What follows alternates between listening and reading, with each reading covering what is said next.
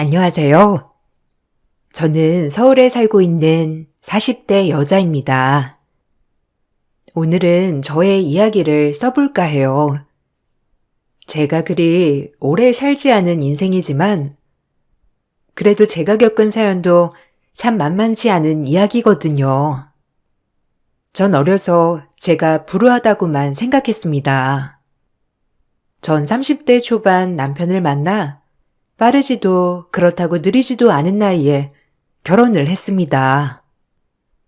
어려서 아빠가 일찍 돌아가셨고 저를 살뜰히 키워준 엄마 덕분에 30대까지 아무 탈 없이 살게 되었죠. 워낙 어려서 아빠가 안 계셨기 때문에 사실상 빈자리는 크게 느끼지 못했어요. 그냥 친구들에게 있는 아빠가 나한테만 없는 그런 느낌이랄까? 대신 엄마가 그에 비해 몇 배로 절 고생해서 키워주셨기 때문에 엄마는 저에겐 남달랐죠. 모녀 사이가 다 그렇겠지만 저에겐 엄마는 정말 특별한 존재였어요. 전 공부를 꽤 잘했었지만 집안 형편이 안 좋았어요.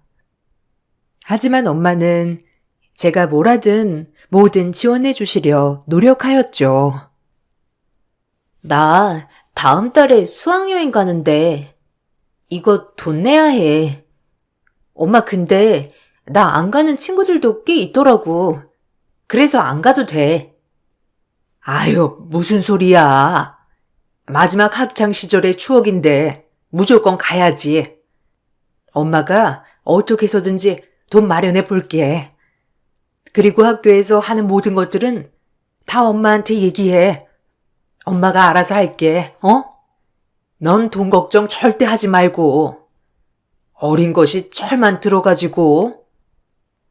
전 그렇게 없는 형편에 엄마의 모든 지원을 받고 자랐어요. 개인과외까지 해줄 정도였으니까요. 그런 엄마한테 무한으로 감사했죠. 그렇게 전 엄마의 지원으로 어려운 학창시절을 행복하게 지낼 수 있었습니다. 엄마는 헌옷을 입더라도 저에겐 늘 좋은 거, 새 것만 해주셨으니까요. 엄마의 희생 덕분에 제 친구들은 제가 가난한 것도 모를 정도였으니까요. 정말 엄마에겐 받은 것만 기억이 납니다.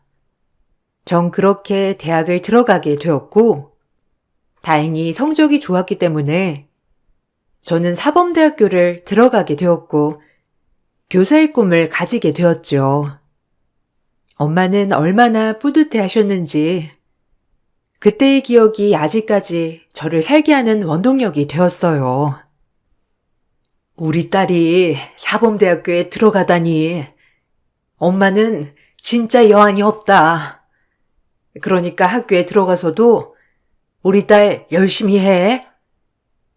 엄마 덕분이야. 엄마도 힘들 텐데 이렇게 뒷바라지 해주는 게 어디 쉬워? 고마워. 내가 평생 효도할게. 정말 고마워, 엄마. 효도는 무슨? 이미 네가 할 효도는 다 했어. 그러니까 엄마 걱정하지 말고 너 앞가림이나 잘하면 그걸로 충분해. 알겠지? 그렇게 대학교에서도 우수한 성적을 받았어요. 그리고 교생 실습을 나가게 되었습니다. 그곳에서 만난 같은 교생과 연애를 하게 되었고, 저희는 나란히 대학교를 졸업하고 취직을 준비하게 되었죠. 전 졸업 후 바로 중등정교사 자격증 2급을 취득했고, 시기적절히 사립중학교로 발령을 받게 되었습니다. 남자친구도 같은 중등교사를 꿈꿨지만 번번이 자격증 취득엔 실패했고요. 하지만 옆에서 힘이 되어주려고 노력했어요. 혹시라도 남자친구가 자격지심을 느낄까봐 학교 이야기는 일절 하지 않았고요. 저희 엄마도 교사가 되진 못했지만 남자친구를 보고 애가 참 착한 것 같다며 좋아하셨어요. 그런 모습을 보고 있으니 남자친구 뒷바라지를 잘해서 꼭 결혼을 해 엄마에게 효도를 해야겠다고 생각이 들었죠. 둘 다 지키고 싶었거든요. 세진이 참 너무 착하더라. 어쩜 요즘 남자애들 같지 않게 그렇게 싹싹하고 바르다니? 너무 마음에 들어. 엄마가 세진 씨 마음에 든다니 다행이다. 아직 전교사 자격증은 못 따긴 했는데 곧 딸 거야. 그러니까 조금만 기다려줘. 기다리긴 천천히 해. 남자가 취직을 못하고 있으면 얼마나 마음이 조급하겠니? 그리고 네가 교사니까 더 그럴 거 아니야. 그래서 나도 학교 얘긴 일절 안 하고 있긴 해. 역시 우리 엄마. 참 사람 마음 헤아리는 거 보면 역시는 역시야. 저희 엄마는 제 남자친구까지 헤아려 주시는 그런 분이었어요. 그런 게 닿는지 남자친구도 저희 엄마에게 참 잘했고요. 그리고 남자친구는 결국 전교사 자격증을 따지 못했고 다행히 학원가에 취직을 하였죠. 강사를 시작하면서부터 남자친구는 다시 밝아지기 시작했고요. 그런 밝아지는 모습을 보니까 저 역시도 안심을 하게 되었습니다. 남자친구가 취직한 학원은 강남에서 내로라 하는 학원이었죠. 입시 경쟁이 치열한 학원이요. 덕분에 남자친구는 오히려 연봉도 많이 받게 되었고 위기가 기회라는 느낌으로 일을 하기 시작했어요. 남자친구는 강사로 취직하고 나서 저에게 프로포즈를 하더군요. 얼마나 가슴이 벅차오르던지 제 인생에도 꽃길이 펼쳐지나 싶은 날이었어요. 행복했었죠. 그렇게 저의 인생 2막이 시작되고 있었습니다. 그동안 기다려줘서 고마워. 우리 결혼하자. 나도 벌이도 괜찮아졌고, 그러니까 너 하나쯤은 책임질 수 있어. 고마워. 취직하고 자리 잡자마자 이렇게 프로포즈 해줘서. 나도 잘할게. 어머님, 아버님한테도. 우리 행복하게 살자. 행복하게는 내가 해줄게. 그러니까 넌 나만 믿고 따라와. 우리 부모님도 교사 며느리 보신다고 얼마나 좋아하는데. 남자친구는 이렇게나 제 마음을 헤아려주는 사람이었어요. 저희는 무사히 결혼을 준비할 수 있었고, 그렇게 결혼을 했습니다. 결혼을 할 때 엄마가 어찌나 우시던지, 마음이 아파서 우시는 눈물이 아닌 정말 벅차올라서 흘리는 눈물이었죠. 전 아버지가 안 계셨지만 엄마가 바르게 키워주신 덕분에 시댁에서도 사랑받는 며느리가 되었습니다. 교사 며느리라고 아버님은 자랑까지 하고 다닐 정도였으니까요. 엄마도 그런 모습을 보시곤 참 다행이라며 마음을 쓸어내리셨고요. 우리 며느리가 교사라고? 그 어렵다는 중등교사. 아들은 잘 나가는 학원 강사야. 얼마나 대단한데? 아유, 좋으시겠어요. 며느리가 얼굴도 예쁘고 교사의 성품도 고와 보이던데. 축하드려요. 아주 얼굴이 피졌네, 피졌어. 결혼식에 신랑 쪽 지인들이 많이 축하해 주었죠. 저를 이렇게 좋아해 주신다고 하니 저조차도 마음이 뿌듯했고요. 하지만 하나밖에 없는 딸 시집 보내는 엄마의 마음은 시원한 거 반, 슬픈 거 반이었어요. 엄마는 그동안 저에게 해준 게 없다며 펑펑 우셨습니다. 저도 막상 결혼식을 하려고 하니 엄마의 마음이 생각나서 눈물이 나더라고요. 얼마나 울었는지. 엄마, 그만 울어. 누가 보면 나 팔려가는 줄 알겠다. 세진 씨 좋은 사람인 것 같다면서 뭘 그렇게 울어? 집도 가까운데. 없는 살림에 너 이렇게 커서 시집 가는 거 보니까 미안하고 대견해서 그렇지. 엄마는 못해준 생각밖에 안 나는데.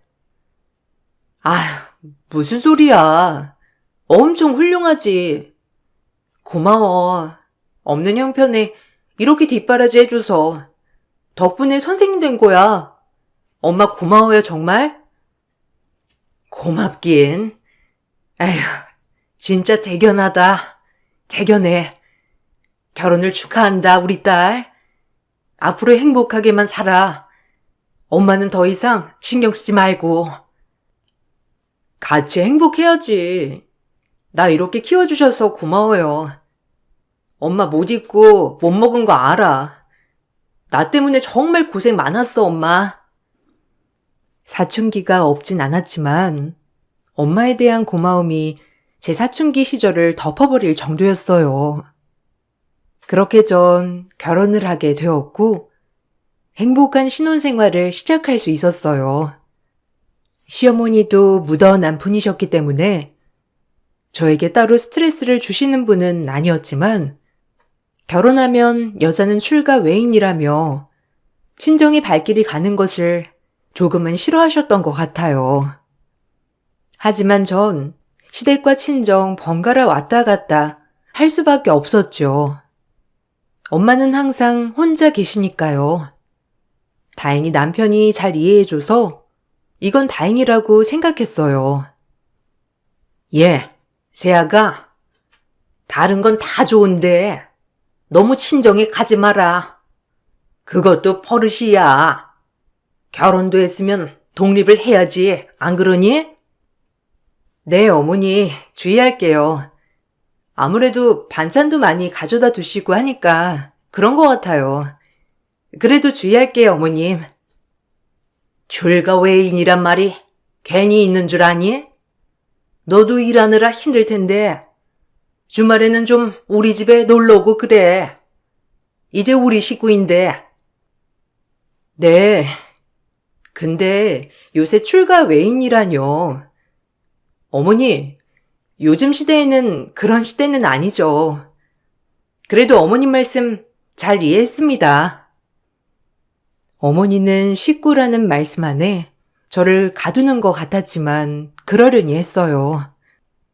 남편은 학원 스케줄로 인해 굉장히 바쁜 나날을 보내고 있었어요.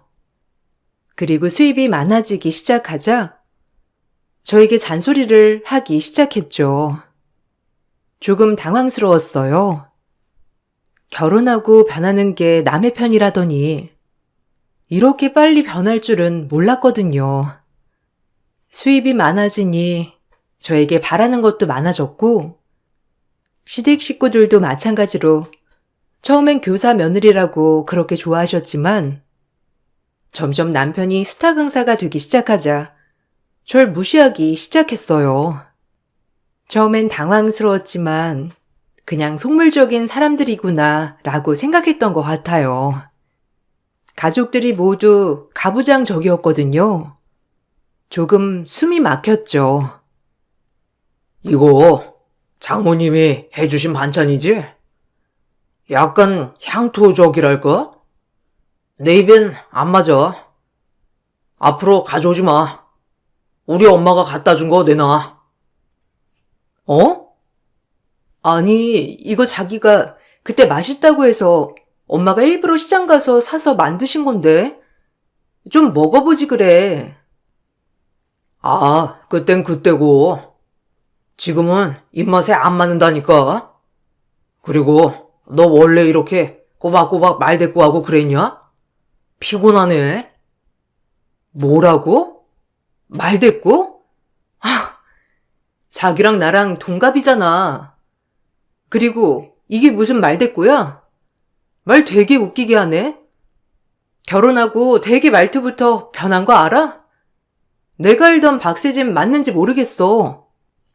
어머님도 그렇고 무슨 내가 소유물도 아니고 참 기분 되게 나쁘다. 아니, 출가 외인이 너무 싸돌아다니니까 그렇지. 그리고 장모님 반찬보다 난 우리 엄마 반찬이 입맛에 더 맞는단 말이야. 그럼 당신이 꺼내 먹어. 아니, 이래라 저래라야, 정말. 나는 집에서 놀아? 왜 그래, 요새? 아, 그만하자. 싸우지 말자. 남편의 말이 묘하게 기분 나쁜 날이 많았지만 싸우지 않기 위해 참았습니다. 싸우면 나만 스트레스 받는다고 생각했기 때문이죠.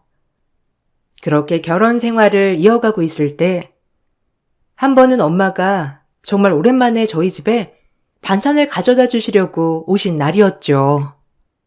원래는 제가 항상 가지러 가지만 그날은 제가 시험 기간이라 너무 바빠서 엄마가 와주신 거였어요. 하지만 남편의 태도에 경악했습니다. 제가 알던 남편이 맞나 싶을 정도로 변해가고 있었죠. 남편은 연애할 때 그 남자가 아니었어요. 완전히 다른 사람이었죠. 스타 강사라는 게 참 무서운 거더군요. 사람의 인성마저 바꾸어 버리니까요. 아니, 원래 천성이 나온 걸 수도 있지만요. 제가 몰랐던 천성. 아이고, 우리 딸지 한두 번째 와본다. 잘해놓고 사네. 이쁘다 이뻐. 집이 아주 새 집이라 깨끗하니 아주 좋아. 엄마, 무거웠지? 미안해. 내가 가면 좋은데 요즘 시험 문제 내느라 너무 바빠서. 엄마, 뭐 좀 마실래? 여기 앉아 있어. 아유, 아니야, 됐어. 가봐야지. 박서방도 이제 곧 오겠다. 다음에 집에 한번 와. 박서방 좋아하는 백숙 한번 해줄게. 그렇게 엄마에게 음료수라도 주려고 하는데 남편이 퇴근 후 집에 들어온 것이었어요. 저와 엄마의 모습을 보더니 표정을 구기고 한 소리 하더군요. 너무 기가 막혀 뺨이라도 날리고 싶었죠. 엄마가 눈치를 보는 통에 너무 마음이 아팠습니다. 생각해보면 집도 거의 반반이었는데 남편은 꼭 자기 집인 것처럼 굴었죠. 너무 기분이 나빴고 화가 났습니다. 아, 장모님 모셨네요? 아, 혹시 발 씻으셨어요? 제가 좀 결벽증이라. 자기 말씀 안 드렸어? 바닥 뒤질 때 발 닦아야지. 뭐? 당신 뭐라고 했어? 지금 엄마 발이 더러워서 발 씻어야 한다는 거야? 아, 기가 막혀. 누굴 거지 취급해, 지금? 아니, 뭐가? 내가 틀린 말 했어? 남의 집에 왔으면 발 닦는 건 기본 예의라고. 그걸 모르네. 아, 진짜? 없이 살아서 그런가? 제가 언성을 높이자 엄마는 불안하셨는지 반찬만 주러 왔다며 후다닥 나가셨어요. 전 남편을 노려보고 엄마를 뒤따라 나갔죠.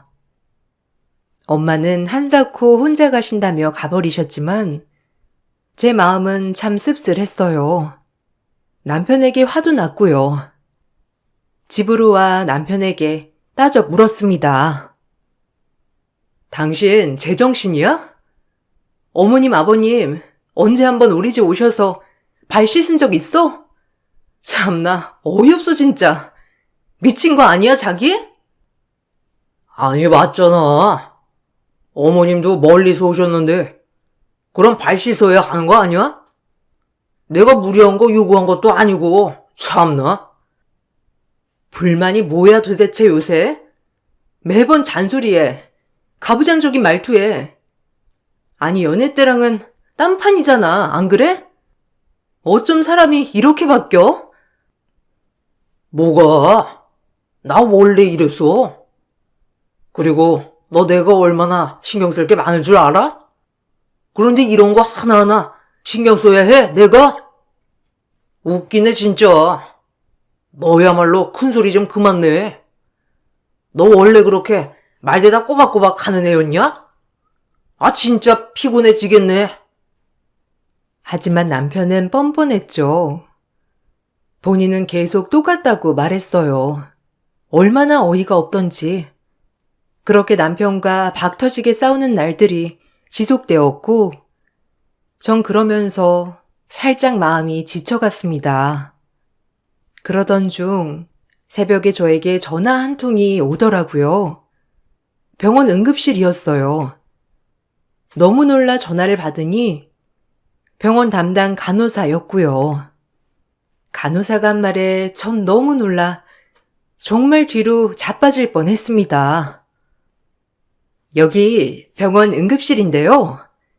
허춘희님 보호자분 되시죠? 지금 복통으로 인해 응급실에 실려오셨거든요. 와주셔야겠어요. 네? 엄마가요? 네, 금방 갈게요. 거기가 그쪽 사거리 있는 병원 맞죠? 아니, 지금 정확히 병명이 나온 건가요? 일단 자세한 건 의사 선생님께 들으시고요. 일단 와주세요. 빨리 와주셔야 입원 수속 밟을 수 있습니다. 전 부랴부랴 병원으로 달려갔고 엄마를 만날 수 있었어요. 엄마는 거의 다 죽어가는 얼굴이었죠. 전 너무 놀라 눈물밖에 안 나왔고요. 의사는 엄마의 상태와 복부 초음파를 보더니 당장 입원을 해야겠다고 말을 하는 거였어요. 너무 놀라 경황이 없었죠. 남편이란 놈은 제 옆에서 코 골고 자고 있었기 때문에 저 혼자 달려왔거든요. 어쩌다 엄마가 이 지경이 됐을까 하며 자책했어요. 그리고 입원 수속을 받고 CT를 찍고 나서의 의사소견이 정말 충격적이었습니다. 어떻게 엄마가 버텼는지 의문이 될 정도로요. 췌장암 4기입니다. 췌장암은 아무래도 증상이 없다 보니 거의 모르다가 복통이 올 때쯤 항상 말기인 경우가 많죠. 네? 그럴 리가요. 저희 엄마가 췌장암이라니. 아니, 오진 아닌가요? 혹시 환자가 바뀌었다든지 아니에요? 죄송합니다. 치료를 하는 방법도 있지만 지금 상황에선 치료를 한다고 하더라도 그렇게 큰 효과는 기대하지 못할 겁니다. 통증이 있을 때 진통제만이 아무래도 환자를 편하게 해주는 방법이겠죠. 건강검진 좀 항상 받으시지. 아휴, 3개월 남았네요. 네? 아니라고 해주세요. 아닐 거예요. 우리 엄마가 그럴 리가 없잖아요. 얼마나 착하고 선하게 살아오신 분인데. 전 정말 망연자실했죠. 어떻게 엄마가 췌장암이라니. 아니, 그거보다 3개월이란 시간이 너무 짧게만 느껴졌고, 제 인생에 엄마가 없다고 생각하니 눈앞이 캄캄했어요.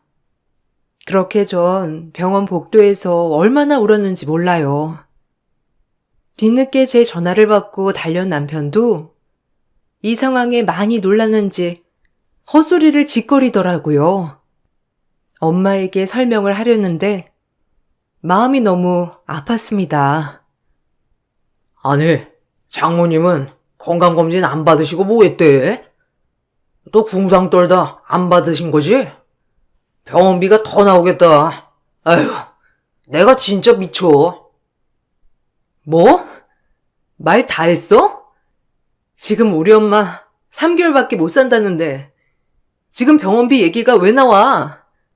그리고 돈 내가 내. 걱정하지 마. 저런 게 남편이라고. 참 한심했죠. 남편과 신랑이 끝에 잠든 엄마가 깨어나셨고 엄마는 부랴부랴 퇴원 준비를 하셨어요. 별거 아니래지? 가끔 소화가 안 되긴 했는데 그건 만성 소화불량이라. 아휴, 입원까지 안 해도 되는데. 하여간 병원 놈들이란. 별거 아니긴 뭐가 아니야. 그러니까 내가 말했을 때 건강검진 좀 받지 그랬어. 이게 뭐야? 어떡할 거야, 이제? 아니, 왜 울어, 은희야? 엄마 뭐라는데? 뭐, 염증이 있대? 아니, 왜 그래, 도대체? 뭐라고 했길래 우는 거야, 어? 엄마, 췌장암 사기래. 말기. 어떡해? 아니, 나한테 어쩜 그래? 엄마 없이 어떻게 살라고? 나보고 죽으라는 거 아니야? 전 엄마 옆에서 펑펑 울었어요. 그러자 엄마도 어안이 벙벙한지 눈물을 흘리셨고요. 한바탕 울다 지쳐 엄마를 바라보니 예전보다 수척하고 왜소하신 게 마음이 아프더라고요. 엄마는 마음을 단단히 먹었는지 저에게도 그만 울라고 하시더라고요. 그만 울어. 박서방도 있고 좋은 시부모님도 있고 뭐 사람이 살다가 죽는 게 다 그런 거지. 너무 슬퍼하지 마. 어떻게 그래? 나는 이 세상에 이제 혼자인데 엄마가 없잖아. 그게 제일 크잖아, 나한테는. 어떻게 그러냐고. 울지 마. 네가 그렇게 울면 엄마가 널 두고 어떻게 가니, 어? 그러니까 그만 울어, 이거사. 목 쉬겠다, 어? 전 이성을 찾기로 했어요. 그리고 남은 3개월을 엄마와 잘 지내기 위해 노력했죠. 일단 남편에게 허락을 구해야 했습니다. 3개월 동안 온전히 엄마 옆에서 지켜주고 싶었거든요. 학교에 갑작스레 휴직계를 내고 남편에게 얘기를 했죠. 하지만 생각보다 남편은 말이 통하지 않았고 피도 눈물도 없는 인간이었습니다. 얼마나 어이없고 괘씸하던지 말리는 시부모님도요. 뭐? 3개월? 아니 말이 3개월이지. 내가 아는 사람도 시한부 인생 받아놓고 더 오래 살더라. 그럼 그동안 나 혼자 밥 해먹고 그러라는 거야? 아니 결혼을 했으면 뭐가 우선인지 모르냐? 내가 이상한지 남들한테 물어봐라. 좀 정신 차려. 당신 말이 너무 심한 거 아니야? 어떻게 우리 엄마가 죽는다는데 그딴 식으로 말할 수가 있어? 내가 알던 박세진 맞아? 정말? 아니 세진이 말이 맞지. 어떻게 남편을 두고 진정에 들어간다고 해? 그럼 세진이 밥은 누가 챙기냐? 어? 어머니도 너무하세요. 입장 바꿔 생각해 보세요. 어떻게 그렇게 쉽게 얘기할 수가 있어요? 너무하세요, 정말. 그냥 엄마 요양원에 모셔. 아니 요즘엔 요양원도 잘 돼 있다더라. 뭘 그렇게 유난을 떨어대니? 아유 유벌나 정말. 아니요, 전 그렇게 못해요. 제 엄마 제가 마지막 가는 길까지 챙겨드리고 싶어요. 그런 줄 아세요. 당신도 그런 줄 알아. 착한 여자 콤플렉스 뭐 그런 거냐? 착한 척해야 살 것 같냐고. 참나. 아주 너 혼자만 특별한 척 착한 척 좀 그만해. 웃겨. 뭐? 착한 여자 콤플렉스? 네 눈엔 그렇게 보이니? 이게 착한 척 하는 거야? 넌 너네 엄마 병이라도 눈 하나 깜짝 안 하는 쓰레기겠다. 전 이 말만을 하고 나왔고 곧장 짐을 싸서 엄마에게 향했죠. 남편에게 이해를 바랐건만 돌아오는 건 저에 대한 비난이었어요. 내가 이런 사람을 믿고 어떻게 결혼을 했나 싶기도 했죠. 그렇게 친정에서 하루하루가 시작되었어요. 친정 엄마는 내심 걱정도 하는 눈치였지만 전 그런 엄마에게 안심을 드리고 싶어서 거짓말도 해가며 엄마를 기쁘게 해주었죠. 서글펐어요. 그래도 시댁 어른들이 걱정 안 하실까? 박서방도 밥도 못 먹을 텐데 너 이렇게 와 있어도 되는 거야? 엄마는 좋긴 좋다만. 아유, 당연하지. 내가 내 엄마 챙기겠다는데 누가 뭐라고 해? 그러니까 걱정 말고 일단 엄마는 안 아플 수 있게만 해. 어? 그렇게 엄마를 하루하루 보살피고 있었어요. 맛있는 것들도 해주고 통증 때문에 식사도 못하시는 엄마 늘 신선한 재료로 식사도 만들어드리고 옆에서 간병을 하고 있었죠. 어느 날 엄마네 집에 온 서류봉투, 이혼 소장이었습니다. 순간 화도 나고 어이도 없었지만 남편에게 전화를 걸으니 그의 입에서 나온 말은 정말 어이가 없는 말이었죠. 차라리 잘 되었다고 생각했어요. 이혼? 고작 너 밥 못 처먹는다고 이혼을 해? 그래, 넌 그런 인간이었지. 애초에 내가 너랑 결혼하는 게 아니었어. 고작 밥? 넌 네가 할 도리를 다 잊은 거야, 알아? 괘씸한 년. 나도 너 같은 애랑 결혼해서 얼마나 후회를 하는지. 그깟 어머님 아픈 게 뭐가 대수라고 사방할 일이 천대해. 넌 이혼당해도 싸. 됐고, 사인하고 보내. 접수할 거니까. 전 그렇게 남편과 이혼을 하였습니다. 결혼 기간이 길진 않았기 때문에 재산 분할이나 위자료는 없었고요. 합의 이혼이었죠. 엄마에겐 말하지 않았어요.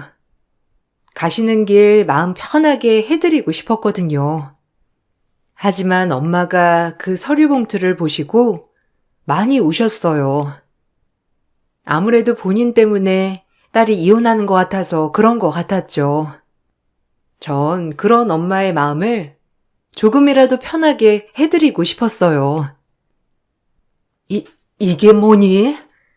아니, 박서방이 너 보고 이혼하지? 왜? 아니, 이유가 뭐야? 설마 나 때문 아니냐? 에그머니나 어떡해? 내가 네 앞길 막아서 어쩜 좋아. 미안하다, 은희야. 엄마가 진짜 미안해. 나 때문에 우리 딸이 이혼녀가 되다니. 엄마, 원래 끝내려고 했어. 이거 말고도 문제 많았어. 성격 차이 알지? 그러니까 그만 울어요. 가뜩이나 스트레스 받으면 안 되는데 더 받을라. 내가 괜찮다는데 엄마가 왜 그래, 어? 나 진짜 괜찮으니까 그만 울어, 제발. 그리고 오히려 난 속이 편해. 전 그렇게 엄마 곁에서 엄마를 지키며 살았어요. 3개월이라곤 했지만 엄마는 7개월이나 사셨고 고통을 받는 날도 그리고 저와 웃는 날도 있었습니다. 어렸을 적 얘기를 하며 하하호호 웃다가도 갑작스레 찾아오는 고통에 고통스러워하는 엄마를 옆에서 지켜봐야 하는 건 저조차도 고통스러웠지만 항상 엄마 옆을 지켰어요. 마지막 엄마가 가는 길 저에게 놀라운 말을 하더라고요. 순간 제 길을 의심했습니다. 엄마는 저에게 이런 말을 남기셨고 서랍 안 괴짝을 살펴보라고 하셨어요. 고맙다. 엄마는 너 때문에 너무 행복했고 그리고 즐거웠어. 네가 내 옆에 없었다면 무슨 낙으로 살았을까 싶어. 항상 엄마는 미안하단 말밖에 할 말이 없어, 은희야. 사실 넌 내 친딸이 아니야. 저 서랍 속 괴짝에 명함 하나 좀 줄래? 이거 뭐야? 그리고 친딸이 아니라니. 지금 엄마 가는 길 마음 편하려고 거짓말 하는 거지? 말이 안 되잖아. 거짓말 마. 여기 명함. 찾아가 봐. 너 많이 찾고 계셔. 그리고 너무 고맙다. 내 딸이 되어줘서. 너무 사랑해, 우리 은희. 행복해라. 엄마는 마지막으로 저에게 행복하란 말을 남기고 눈을 감았습니다. 얼마나 눈물이 나던지 아마 살면서 제일 많이 운 날이었죠. 전 엄마의 장례를 끝마치고 무슨 정신으로 집에 왔는지도 모를 정도로 집에 왔어요. 그리고 엄마의 유품을 정리하면서 또 한바탕 울었죠. 얼마나 슬프던지. 아직도 생각하면 가슴이 먹먹하고 마음이 찢어질 것 같습니다. 제일 사랑하는 사람을 잃은 기억은 세상 제일 고통스러운 것이니까요. 그리고 그렇게 며칠이 흘렀을까요? 전 정신을 차리고 엄마가 준 명함 속에 있는 사람을 찾아갔어요. 제가 아는 그곳이었는데 왜 이곳을 가라고 했을까 싶은 마음으로 찾아갔어요. 거기서 명함 속 사람을 만나러 왔다고 하니 데스크에서 바로 연결을 해주더라고요. 그리고 얼마 후 노신사 한 분이 데스크로 걸어 나왔습니다. 아가씨가 날 찾아왔다는데 무슨 일이에요? 내 그 옛날 명함을 가지고 있는 사람이 얼마 안 돼서 나와봤어. 저희 엄마가 찾아가라고 하더라고요. 그래서 왔습니다. 제 엄마 이름은 허춘이시고요. 제 이름은 강은이에요. 제 말이 끝나자 신사는 얼굴이 파랗게 질렸고 절 바로 꽉 안으시더라고요. 저도 너무 놀라 어안이 벙벙했지만 노신사분의 눈물에 너무 놀라 이러지도 저러지도 못했답니다. 한참을 절 안고는 하시는 말씀이 저를 놀랍게 했어요. 아주 말이에요. 내가 네 아비다. 네 엄마 잃고 유모인 춘희 양이 널 거두었지. 그땐 내 정신이 아니었어. 혼자서 어떻게든 널 먹여 살려야 했다. 그리고 한참 성공해서 찾아보니 이미 넌 춘희 양을 잘 따르고 있더구나. 마음은 너를 내 옆에 두고 보고 싶었지만 네가 청소년기에 혼란스러울까봐 그러지 못했어. 대신 춘희 양에게 힘들면 꼭 찾아오라고 하고 항상 너의 학비를 다 대주었지. 아마 교사가 되었다지. 나를 닮아 똑똑하기도 하다면서 춘희 양이 말해주더구나. 아마 춘희 양은 널 친딸처럼 정말 잘 키웠을 거다. 평생을 결혼도 하지 않고 너 하나만 바라봐서 키웠으니까. 난 춘희 양에 비하면 아비 될 자격도 없었지. 너무 놀랐어요. 저에게 친아빠가 있었고 제 엄마가 유모였다니. 너무 슬퍼 눈물을 펑펑 흘렸어요. 친딸 아닌 저를 사랑으로 키워준 엄마에 대한 은혜와 친아빠가 다가오지 못하고 늘 멀리서 저를 봐왔다는 사실이 너무 감동이었죠. 제 아빠라는 사람은 다름 아닌 제 남편이 다니고 있는 유명한 강남 학원의 학원장을 맡고 있었어요. 맨손으로 올라와 이렇게 강남에 분점 몇 개를 낼 정도로 대단한 사람이었어요. 전 펑펑 울었고 저희 아빠는 제 이야기를 그간 다 들어주시곤 같이 우셨습니다. 저희 엄마에 대한 고마움과 절 이렇게 잘 키워줬다는 갚을 수 없는 마음에 저와 한참을 울었죠. 그리고 아빠는 제 전 남편을 해고했습니다. 그리고 영향력이 컸던 사람이라 학원가에선 다신 발을 디딜 수 없을 정도로 만들어 놓으셨죠. 이유는 인간 같지 않아서였어요. 아니, 제가 왜 잘립니까? 아, 네가 여긴 웬일이야? 아니, 네가 우리 대표님이랑 볼 일이 뭐가 있냐고. 네가 이상한 헛소리 했냐? 이제 부모도 없는 천에 고화된 주제에 뚫린 입이라고 어떻게 말했는지 모르겠는데 당장 내 자리 돌려놔. 알겠어? 똥인지 된장인지 구분 못하는군. 내 딸이야. 내가 오래전부터 자고 있던 내 딸이네. 이유는 알 거 없고 이만하면 자네가 잘린 이유 알겠지? 이 바닥에선 원래 일타 아니면 살아남기 힘든 거 알잖아. 요새 강의평도 엉망이고 인기의 최소는 학생들도 많이 빠져나가고 있더라고. 잘 됐지 뭐야. 다신 이 바닥엔 얼씬도 못하게 할 거니까 당장 꺼져. 알겠어? 은희 앞에도 나타나지 마. 전 남편은 저희 아빠의 이야기를 듣고 바짓가랑이를 붙잡고 매달렸죠. 제가 알던 전 남편이 맞나 싶을 정도로 최악이었습니다. 이런 남자 못 믿고 결혼했나 싶기도 했었고 진짜 별로였죠. 그리고 전 아빠에게 고맙다는 인사를 해야만 했습니다. 아빠, 고맙습니다. 그래도 이렇게 절 잊지 않아줘서. 그래도 엄마가 절 사랑으로 잘 키워주셨어요. 무한한 사랑이요. 그리고 감사해요. 그래도 절 찾아주셔서요. 제가 그래도 버림받지 않은 딸이잖아요. 그리고 이제 혼자인 줄 알았는데 가족이 생겼잖아요. 엄마도 있었으면 너무 좋았을 텐데 그래도 감사해요. 오늘따라 엄마가 그립네요. 이제 내가 네 옆에서 모든 힘이 다 대주마. 걱정 말고 살아. 그리고 엄마를 대신할 순 없겠지만 최선을 다할게, 너에게. 전 그렇게 아빠를 찾았어요. 우연히 찾은 아빠가 유명한 강남학원의 학원 대표였죠.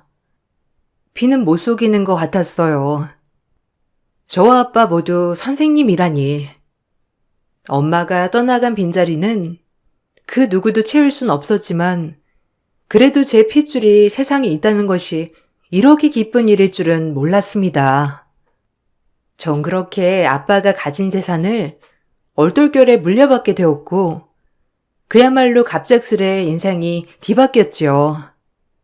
원래도 절 위해 남겨주신 거라고 했고요.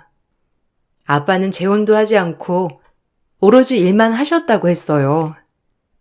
제가 아빠를 진작 찾았다면 엄마는 말씀을 해주셨겠지만 살면서 엄마밖에 몰랐기 때문에 아마 가실 때나 돼서 말씀해 주신 것 같아요.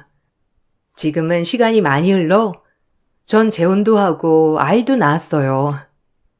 다행히 저와 같은 학교 선생님이고 평범한 사람입니다. 아주 착하고 착실하고 건실하고요. 아빠도 요새 손주 보는 재롱에 살고 계세요. 엄마가 계셨더라면 정말 좋았겠지만 그래도 후회 없이 살려고 하루하루 최선을 다하고 살고 있어요. 엄마가 돌아가실 때 저에게 선물 같은 걸 남겨주셨는데 그게 제 가족을 만들어 주시는 거였죠. 이 글을 쓰고 있는 지금 엄마가 너무 보고 싶네요. 하나밖에 없는 우리 엄마 너무 사랑하고 보고 싶다고 말해주고 싶어요. 제 글을 읽어주셔서 너무 감사합니다. 안녕하세요. 저는 잠실에 살고 있는 30대 초반 여자입니다. 살면서 이런 경험을 해본 적이 없던 터라 사연을 신청하게 되었는데요. 지금도 저희 부모님께선 예비시댁이 저지른 행동들에 대해 믿기 어려우셨는지 충격에서 헤어나오지 못하고 계신 상태입니다. 그동안 연애를 많이 해본 건 아니지만 저에게 다가온 그 사람은 언제나 한결같은 모습과 진심으로 사랑해주고 있다는 걸 느끼게 해준 사람이었기 때문에 결혼하자는 말이 나왔을 때 크게 고민하지 않고 받아주게 되었죠. 저희 둘이 진심으로 사랑하고 있다는 모습을 양가 부모님께 보여드린다면 결혼은 무난하게 진행이 될 줄 알았어요. 그때까지만 해도 결혼이라는 게 어려운 거라곤 상상조차 하지 못했었죠. 저희 부모님께선 예비 사이를 마음에 들어 하셨고, 예의 바른 모습들과 저를 진심으로 사랑해주고 있는 모습을 보여줘서 그런지 큰 어려움이 없이 결혼 허락을 받을 수 있었죠. 안정적인 직장에서 적지 않은 월급을 받고 있던 그 사람이 제 인생을 책임져 줄 수 있을 만큼 경제적인 능력도 있었다는 게 부모님의 마음을 크게 움직였던 것 같습니다. 그때까지만 해도 결혼은 문제없이 진행이 될 줄 알았는데 제가 예비시댁에 인사를 드리러 가는 순간 머릿속으로 생각했던 계획들은 한순간에 산산조각이 나게 되었고 눈앞에 엄청나게 높은 큰 벽이 저를 가로막고 있었어요. 영미 씨 집안에선 둘 사이의 결혼을 허락해 줬다는 거지? 그런데 그건 당연한 거 아니야? 내 아들이 어디 하나 빠질 게 없으니까 다른 집안에 인사를 드리러 갔다 해도 무조건 결혼 허락을 받았겠지. 그런데 반대로 영미 씨는 우리한테 내세울 게 뭐가 있지? 서로가 처음 보는 자리인데 옷이 그게 뭐야? 옷차림만 딱 봐도 집안이 어느 정도인지 충분히 알 수 있을 것 같은데? 솔직히 내 입장에선 이 결혼 반대하고 싶은데 굳이 허락해 줄 필요는 없잖아? 신경 써서 왔다고 하기엔 옷도 너무 후줄근하고 내 아들이랑 어느 정도 기준이 비슷해야 결혼을 허락해 주지. 이건 뭐 너무 심하게 차이 나니까 고민해 볼 생각도 없어지는데? 아들, 너는 굳이 이 결혼 해야 되겠니? 세상에 널린 게 여자이고 능력 좋은 집안도 정말 많다. 사랑 하나로만 결혼한다는 건 네가 아직 세상 물정을 모른다는 거야. 지금은 서로가 좋아서 결혼한다지만 몇 년간 지나봐라. 경제적인 문제들 때문에 자주 싸우게 될 테고 주변에 자기 마누라보다 능력 좋고 미모도 뛰어난 여자들이 눈에 들어오기 시작할 거야. 그럼 자연스럽게 이혼하고 싶은 마음이 생기겠지. 결국 둘이 헤어지는 건 안 봐도 뻔한 스토리인데 굳이 성급할 필요가 있겠어? 둘이 아직까지 30대 초반이고 한창 인생을 즐길 나이에 왜 서로가 지금의 자유를 버리고 살려는 건지 나는 이해할 수가 없다. 결혼이라는 게 평생을 함께하고 싶어서 하는 거라고? 그건 먹고 살기 힘들었을 쌍팔년도에나 했던 말들이지. 지금은 혼자 벌어 인생을 즐기는 게 요즘 세상이야. 경제적인 능력도 없는 영미 씨와 내 아들이 결혼을 한다는 건 우리 집안이 손해를 너무 많이 보는 거기 때문에 차라리 그럴 거면 혼자 사는 게 좋을 것 같다. 불투명한 미래에 내 아들을 주고 싶지 않다는 거야. 더 할 말 없으면 이제 그만 돌아가줘도 괜찮을 것 같은데. 우리가 오늘 외식을 하기로 약속이 잡혀 있었거든. 아들, 연애할 때와 결혼은 정말 다른 거야. 엄마가 한 말에 대해 서운하게 생각해도 어쩔 수 없다. 내 말 무슨 뜻인지 알겠지? 엄마가 생각하시는 기준에 왜 저희가 맞춰야 하는 건지 모르겠어요. 내가 선택한 사람이고 앞으로 짊어져야 할 것들이 있다면 제가 책임지면 되는 건데 왜 엄마의 기준으로 결혼을 반대하신다는 거죠? 저도 생각이라는 게 있는데 엄마가 지금 그걸 침해하고 있는 거라고요. 저보다 좀 못 벌면 어때요? 저희 집안보다 좀 못 살면 어때요? 사람만 좋으면 되는 거잖아요. 능력 좋은 집안에 들어간다 해서 평생 행복하게 잘 살 거라는 보장 있어요? 서로가 맞는 부분이 많아야 오랜 세월 함께 살아갈 수 있는 거지. 돈만 보고 쫓아간다면 엄마가 말씀하신 대로 몇 년도 아닌 몇 달 만에 갈라설 수 있는 거예요. 서로에 대한 가치관이 맞아야 함께 살아가는데 문제가 없는 거라고요. 저 혼자 여행 다니고 인생을 즐기면 되는 거라고 하셨지만 언제까지 그렇게 살아야 하는 건데요? 나이를 먹으면 먹을수록 한 사람에게 정착해서 안정적인 삶을 꾸려나가고 싶은 마음이 점점 커질 텐데, 그때 돼서 저와 맞는 여자를 찾을 수 있다는 보장도 없잖아요. 저는 한 살이라도 젊었을 때 마음 맞는 사람과 함께 남은 인생을 저 혼자가 아닌 같이 만들어가고 싶을 뿐이에요. 그러니까 극단적으로 선을 긋는 건 좋지 않다고 생각되는데요. 그러니까 지금 내 말을 듣지 않고 결혼을 진행하겠다는 거야? 내 허락 없이는 아무것도 할 수 없다는 거 모르니? 당신은 왜 아무 말도 안 하고 있어요? 나야 뭐 어차피 당신이 생각하는 대로 따라가겠지만 당신 말도 맞는 것 같고 성훈이 말도 맞는 것 같아서 쉽게 결정할 수 있는 문제는 아닌 것 같네. 나는 엄마 말에 적극 찬성이에요. 이 결혼은 무조건 반대하는 게 좋을 것 같아요. 엄마가 지금까지 오빠를 어떻게 키웠는데 당연히 좋은 집안에 보내고 싶겠죠. 저 같아도 그러겠어요. 나도 결혼은 오빠 혼자 결정하고 진행하는 문제는 아니라고 생각해. 집안이 좋아야 득보는 것도 많아지는 거지. 딱 봐도 집안 수준이 어느 정도인지 훤히 보이는데 굳이 우리 집안이 손해보면서까지 오빠가 결혼하는 걸 지켜보고 싶지 않아? 나는 무조건 반대할게. 저희 집안이 남들한테 부러움을 살 정도로 잘 살지는 못하지만 그래도 저희 부모님께서 저를 바르게 키워주셨고 지금까지 정말 열심히 살아왔었어요. 사람은 겉모습만 보고 판단하면 안 된다고 생각해요. 성은 씨와 결혼하게 되면 부유하게 살지는 못해도 최선을 다해 열심히 살아갈 수는 있어요. 저희 둘의 결혼 후회하시지 않게 정말 많은 노력을 할 테니 저희 결혼 허락해 주시면 안 될까요? 서로 만나온 시간이 짧은 것도 아니고 벌써 4년이나 됐는데 웬만한 건 서로가 잘 알고 있는 만큼 결혼 생활도 잘할 수 있을 것 같아요. 그러니 부정적으로만 바라봐 주시는 게 아닌 저희가 앞으로 잘 될 수 있게 응원해 주시면 안 될까요? 나는 더 이상 할 말이 없을 것 같은데.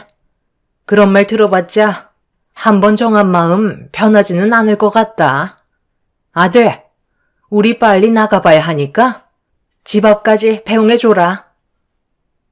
예비 시모는 저와 그 사람과의 결혼을 무조건 반대하셨어요. 전혀 예상하지 못한 방향으로 흘러가 버려 너무 마음이 안 좋았습니다. 그 사람은 자기 엄마를 설득시키겠다며 나중에 다시 연락한다고 저를 택시 태워 집으로 돌려보낸 뒤 급하게 집으로 뛰어 들어갔어요. 괜히 상처되는 말들을 주고받을까봐 집에 와서도 한참 동안 걱정돼서 핸드폰만 붙잡고 있었습니다. 몇 시간 뒤에 연락이 오긴 했지만 예상했던 대로 좋은 소식은 접할 수가 없었어요. 부모님께서도 이런 상황에 대해 많이 난감해 하셨죠. 능력 없는 아빠 탓이라며 저에게 미안해 하셨지만 이건 누구 탓도 아니었습니다.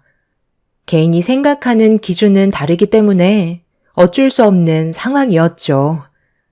며칠 뒤 그 사람과 만나 이 문제에 대해 진지한 대화를 주고받았지만 시모가 결혼에 대해 너무 강하게 반대하는 바람에 쉽지 않을 것 같다는 말을 듣게 되자 결혼은 포기해야 하나 싶었어요.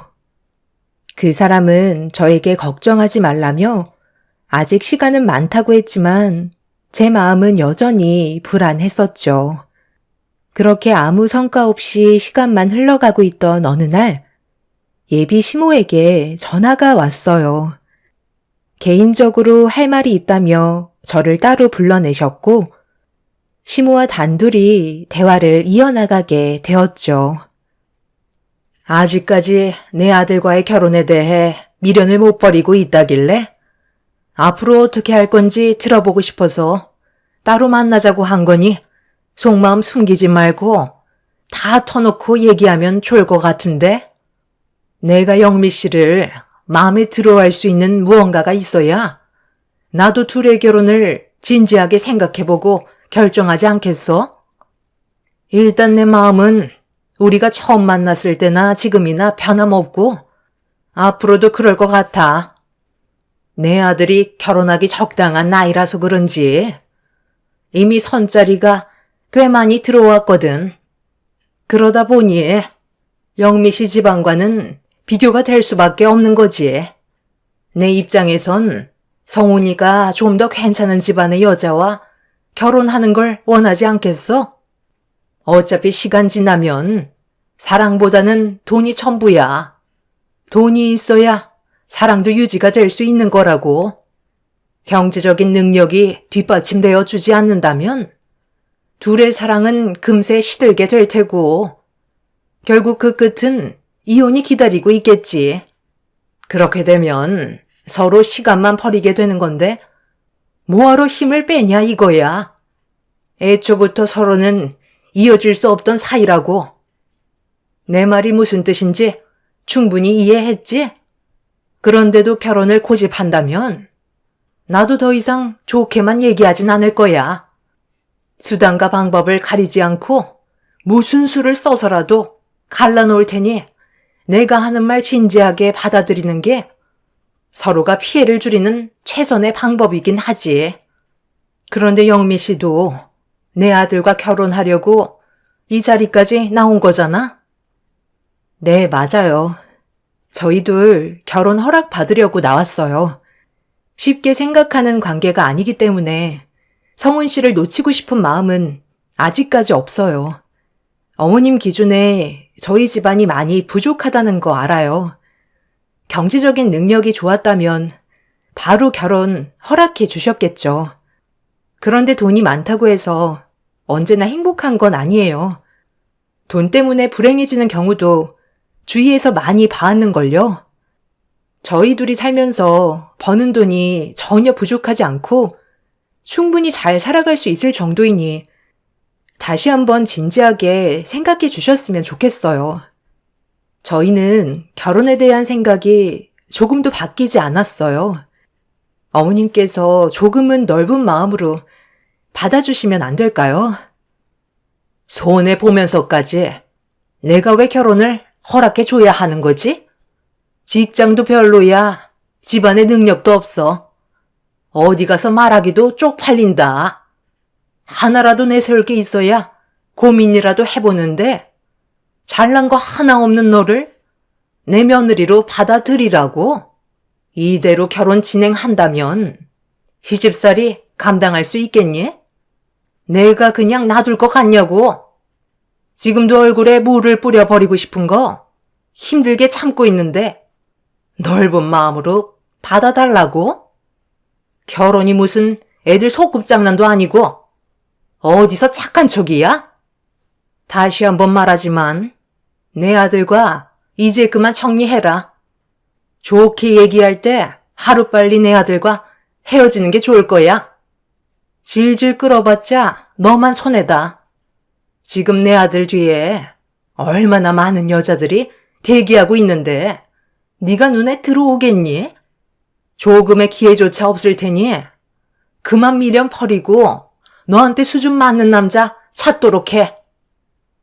어머님은 제가 한마디라도 더 한다면 저에게 당장이라도 얼굴에 물을 뿌릴 준비를 하고 계셨어요. 너무 강하게 나오시니까 제 의견을 내세우는 게 쉽지 않았습니다. 어머님은 두 번 다시 자기 아들 근처에 얼씬도 하지 말라며 한 번만 더 눈에 거슬리는 행동을 할 시에는 가만두지 않겠다는 말을 하신 뒤에 자리에서 일어나셨어요. 예비 시모가 보내는 눈빛은 진심을 느낄 수 있을 정도로 상당히 날카로우셨는데 그 순간 저를 부르는 목소리에 고개를 돌려보니 엄마가 저를 보며 걸어오셨어요.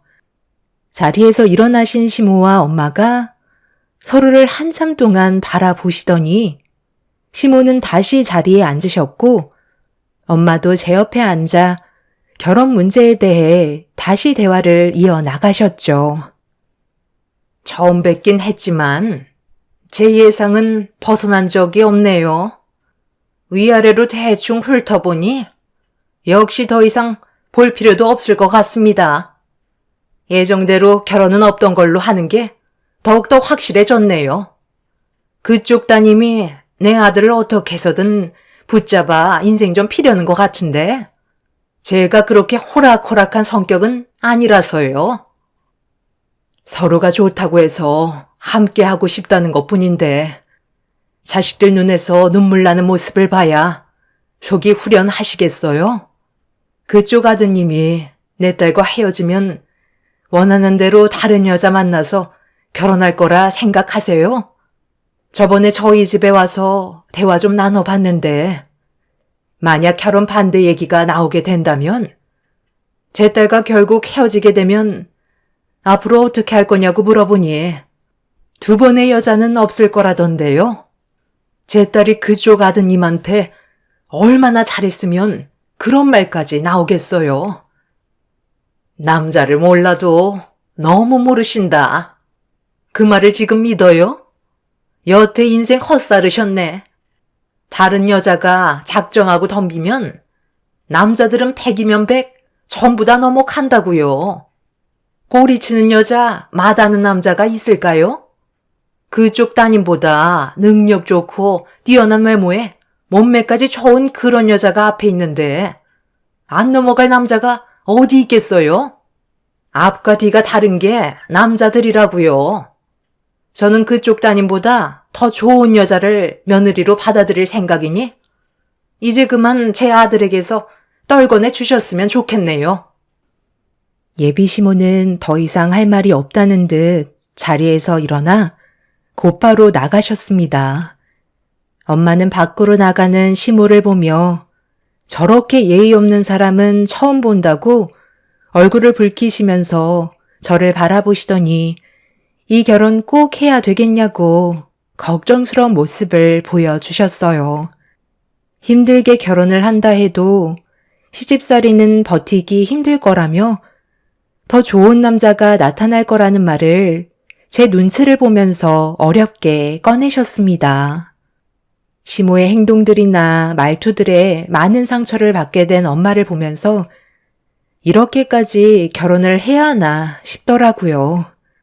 아무리 사랑하는 사람과 함께하고 싶다 해도 양가 집안이 서로에게 상처를 주고받고 있는데 이런 상황 속에서의 결혼은 무의미할지 모른다는 생각이 머릿속에서 떠나질 않았어요. 그 사람은 저와 엄마가 예비 시모를 만났다는 걸 듣게 되었는지 전화가 왔길래 좀 전에 일들을 설명한 뒤에 둘만 생각해선 힘들 것 같다고 얘기하자 상당히 충격을 받은 듯 말을 더듬으면서 결혼을 하지 않을 거냐고 물어보는 말에 눈에 훤히 보이는 일들을 감당할 자신이 없다고 설명해 주었죠. 시모는 저보다 더 능력 좋고 집안 좋은 여자를 며느리로 드리고 싶어 한다며 저는 어머님의 마음에 들어갈 틈이 없다고 얘기하면서 한참 동안 대화를 주고받았지만 그 사람은 무조건 저 아니면 안 된다고 결혼식을 올릴 거라는 말에 더는 해줄 말이 없었어요. 그날 이후 그 사람과 만나서 진지하게 오랜 시간 많은 대화를 주고받았지만 시댁 식구들이 저를 싫어하는 만큼 좋은 결과는 없을 거라고 결혼은 힘들 것 같다는 변함없는 제 의견에 저희 둘은 결국 헤어질 수밖에 없었습니다. 사랑하는 사람과의 결혼을 꿈꿔왔던 저 또한 서로가 이루어질 수 없다는 걸 알게 되면서 집에 돌아와 많은 눈물을 흘리게 되었고 저희는 결국 미래를 약속하는 사이가 아닌 헤어짐을 선택하고 말았습니다. 시작도 하기 전에 눈앞에 보이는 많은 현실들을 제가 감당할 자신이 없었어요. 그 사람도 헤어졌다는 충격에 한동안 많이 힘들었는지 제대로 된 생활을 하지 못하는 것 같아 보였습니다. 서로에게는 많은 시간이 필요했고, 그만큼 괴로움에서 벗어나는 건 쉽지 않았죠. 그렇게 몇 달이 지나고 어느 정도 현실을 받아들이며 변화된 삶을 살아가고 있을 때 남친 어머니에게 전화 한 통이 왔어요. 그 사람이 바람 좀 쐬고 싶다며 여행을 떠났는지 연락 한 통 없이 집에 들어오지 않아 걱정이 된다고 저에게 전화 한 통 해보라는 말에 저는 그동안 쌓였던 불만들을 털어놓고 말았습니다. 어머님 한 사람 때문에 저희 둘이 받은 상처는 너무 커진 상태였던 거죠. 제가 왜 그 사람한테 전화를 해야 되는 거죠? 이미 저희 둘은 헤어짐을 선택했는데 또다시 제가 전화를 한다면 서로는 더욱더 힘들어지게 되는 거잖아요. 어머님이 이런 상황을 만드셔놓고 왜 저한테 수습하라는 건지 이해할 수가 없네요. 그리고 이제 그만 전화하세요. 어머님이 시키는 대로 제가 움직일 필요는 없는 거잖아요. 그렇게 걱정되시면 어머님이 직접 전화해 보세요. 저희 집안이 부족하더라도 받아주셨다면 이런 일은 발생되지 않았겠죠. 저는 해결해 드릴 수 있는 방법이 없을 것 같아요. 어머님의 잘못된 선택으로 인해 그 사람이 해선 안 될 선택을 하면 어쩌시려고 그래요? 한번 결정한 건 웬만해선 바꾸지 않거든요. 그래서 지금 내 아들이 어디에 있는지 도와주지 않겠다는 거야? 네가 전화 한 통만 하면 금방 해결되는 문제를 어렵게 만들겠다는 거니? 만에 하나 내 아들이 진짜 잘못된 선택이라도 하면 어쩌려고 그래? 마무리는 좋게 하고 끝내줬으면 하는데 서로 얼굴 붉힐 필요 없잖아. 전화 한 통만 넣어봐라. 부탁하마. 저는 어머님이 하라는 대로 움직이는 사람이 아니에요. 저도 지금 하루하루가 힘들 지경이라고요. 4년을 함께 했는데 어머님이 저희를 한순간에 갈라놓게 만드셨잖아요. 서로에겐 시간이 많이 필요한 만큼 연락하지 않는 게 훨씬 더 약이 될 수 있다고요. 그러니 더 이상 저에게 전화하지 않으셨으면 좋겠어요. 남친 어머니는 문제가 심각하게 흘러가는데도 잘못을 인정하기는커녕 저에게 더 크게 화를 내고 있었어요. 어머님의 목소리를 더 이상 듣고 싶지 않아 전화를 끊어버렸는데 연락이 되지 않는다는 어머님의 말에 그 사람이 너무 걱정이 되더라고요. 전화를 할까 말까 고민도 많이 되었지만 머릿속을 정리하려고 혼자만의 시간이 필요할지도 모른다는 생각에 저는 전화를 하지 않았습니다. 그런데 잠시 뒤 어머님에게 다시 연락이 왔어요. 그 사람과 저와의 결혼을 허락해 주겠다는 말이었죠. 예고도 없이 갑작스럽게 허락을 해주신 어머님의 행동을 이해할 수가 없어 갑자기 왜 말을 바꾸셨냐고 물어보자 그 사람과 영상통화를 했는데 결혼을 허락해 주지 않는다면 2번 다시 만날 수 없는 곳으로 떠나버리겠다며 해선 안 될 선택을 하려 했다는 충격적인 말을 전해 듣고 말았습니다. 너무 놀란 저는 어머님과 전화를 끊은 뒤 그 사람한테 곧바로 전화를 하자 저에게 어떤 상황이었는지 설명을 해 주더라고요. 아무리 생각해봐도 저희 둘만 좋으면 되는 건데 어머님의 선택으로 인해 서로가 힘들어지는 현실들이 받아들이기 너무 힘들었다며 어머님이 원하는 대로 살 바엔 차라리 이 세상에 없는 게 속편할 것 같다는 말을 꺼내게 되면서 분위기를 심각하게 몰고 가자 그제서야 어머님이 꼬리를 내렸다는 말을 전해 들을 수 있었어요. 그렇게 저희는 다시 원점으로 돌아가 양가 집안 상견례를 준비하게 되었고 예비 시모는 더 이상 저와 그 사람과의 관계에 대해 아무것도 터치하지 않았습니다. 그저 저희를 묵묵히 지켜볼 뿐이었죠. 그렇게 저희는 정해진 날짜에 시모가 잡은 상견례 장소로 가게 되었습니다.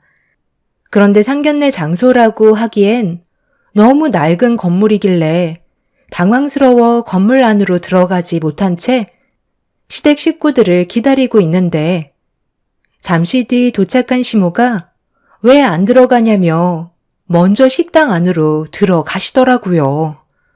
저희가 생각했던 상견례의 분위기와 너무 달랐지만 일단 시모를 뒤따라 들어가게 되었어요. 뒤이어 도착한 그 사람은 예비 시모에게 급히 달려가더니 여기가 상견례 장소가 맞냐고 물어보자 아무 말 없이 고개를 끄덕이시며 저희를 안내했어요. 시모가 직접 알아보겠다고 하셨던 장소가 뚝배기집이라 저희는 할 말을 잃은 상태였죠. 그렇게 모두가 자리에 앉자 뒤이어 음식이 들어왔고 한 사람 앞에 한 개의 뚝배기가 놓이게 되었네요. 침묵을 지키던 예비 시모는 저희를 보며 충격적인 한마디를 건네셨어요. 없는 집안과 결혼하려다 보니 제가 너무 속이 쓰려 대접할 마음이 딱히 생기지 않더라고요. 그래서 밥 한 끼는 해야 될 것 같아 뚝배기집으로 모셨습니다. 요즘 시기에 5,000원짜리 보기 힘든데 여기가 가격 대비 괜찮은 곳이거든요. 후줄근한 집안이랑 딱 어울리니 굳이 어울리지도 않는 격식 차릴 필요도 없잖아요. 지금 뭐라고 하셨어요? 이건 상대방에 대한 예의가 아니라고 생각되는데요. 우리 집안이 그쪽 집안보다 못 산다고 해서 저희가 왜 이런 대접을 받아야 하는 거죠? 없는 집안에 굳이 기름칠 칠해줄 필요 없잖아요. 어차피 서로 못 볼 걸 다 봤는데 뭐하러 격식을 따져요? 그냥 주는 대로 드시고 할 말만 한 뒤 자리에서 일어나자고요. 엄마, 정말 이렇게까지 하셔야겠어요? 제가 이런 식으로 행동하지 말라고 그렇게 얘기했었는데 결국 또 상황을 안 좋게 만드시는 거예요?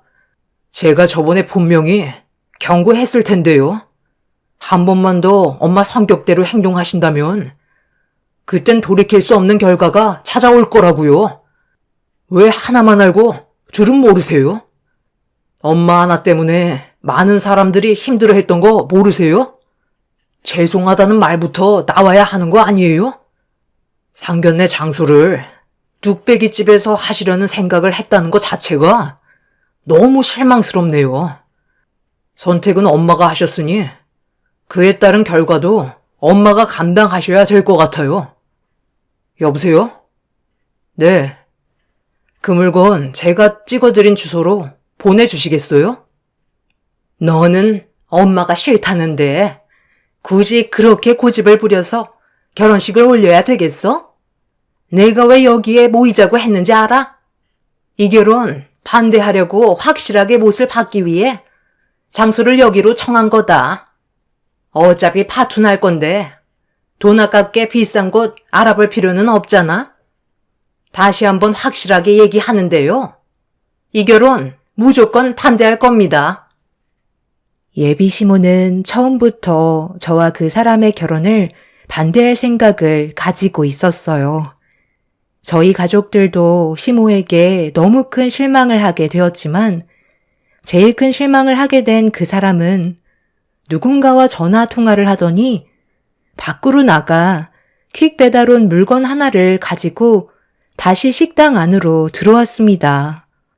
그 사람은 시모 앞으로 다가가 서류 봉투 안에 들어있던 내용물을 전부 다 쏟아내었고 그 안에서 펼쳐진 건 알 수 없는 것들로 가득했어요. 그런데 시댁 집안 식구들의 얼굴은 사색이 된 채 당황스러워하고 있었습니다. 언제까지 숨길 수 있을 거라 생각하셨어요? 다들 저를 이용해 먹을 생각만 하고 계셨던 게 결국 이런 거였어요? 솔직히 오늘 조용히 넘어갔으면 이렇게까지 할 생각은 없었어요. 그냥 저 혼자 속으로 삭히며 남은 인생 살아가려 했어요. 그런데 결국 원하시는 건 전부 돈이었네요. 제가 벌어오는 돈이 앞으로 이 사람한테 가게 되니까 그게 싫었던 거잖아요. 지금까지는 제가 벌어오는 돈으로 모든 걸 충당하고 계셨겠죠. 그걸 원하시는 거였고, 저는 그런 것도 모른 채 엄마 아빠를 기쁘게 해드리기 위해 정말 열심히 살아왔었어요. 효도라고 생각했던 게 한순간에 무너지게 되더라고요. 저를 입양한 이유가 이런 거였어요? 저는 그동안 입양된 사실도 모른 채 살아가고 있었는데 여행을 떠나기 하루 전날 두 분이서 나누는 대화에 제가 입양하였다는 말을 꺼내게 되시면서 그동안 모르고 살아왔던 게 전부 밝혀지게 되었죠. 그래서 그동안 알아봤어요. 받아들이고 싶지 않았지만 두 분이서 나눈 대화는 진실이었고 더 충격적인 건 희영이 너도 입양하라는 거야. 지금까지 네가 벌어와서 바친 돈들 결혼할 때 주겠다고 했던 약속 그걸 우리는 믿고 있었지만 두 분의 배만 채우고 있었던 거야. 바닥에 널브러져 있던 건 친자 검사지와 입양기관의 서류들이었어요. 그 사람과 예비 신우는 둘 다 보육원에서 데리고 왔던 거였네요. 두 분은 나중에 때가 되면 전부 설명하려 했다고 했지만 결혼 자금과 목돈을 모아주겠다며 걷어들인 돈들을 이미 전부 다 써버린 빈 통장이 모든 걸 설명해주고 있었죠. 두 분이 그 사람과 신우를 이용해 먹으려고 어렸을 적부터 입양해서 키웠던 거였어요. 신우는 믿을 수 없다며 받아들이기 힘들었는지 바닥에 널브러져 있던 서류들을 확인했지만 자신이 입양하였다는 게 확인이 되는 서류를 보게 되는 순간 눈물을 쏟아내고 말았습니다. 믿었던 만큼 배신 또한 엄청났고 신우는 그 자리를 박차고 식당을 나가 버렸습니다. 그 사람은 그동안 키워주셨던 건 그간 벌어온 돈으로 충분했던 것 같다며 두 번 다시 얼굴 마주할 필요는 없을 것 같다고 선을 그어버리자 예비 시부모는 손이 발이 되도록 빌며 매달리기 시작했어요.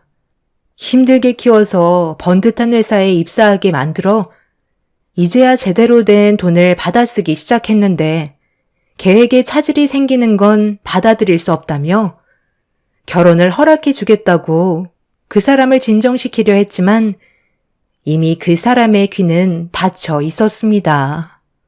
시부모는 땅을 치며 후회했고 다시 예전처럼 살아가길 원했지만 이미 돌이킬 수 없는 결과는 상처로 남아있게 되었네요. 결국 그 사람은 친부모라고 생각하며 살아왔던 두 분에게 받은 상처가 너무 크게 다가왔는지 고개를 돌리고 말았습니다. 지금 현재 그 사람은 두 분과의 인연을 끊어낸 상태이고 저와의 결혼을 다시 준비하고 있는 상황입니다.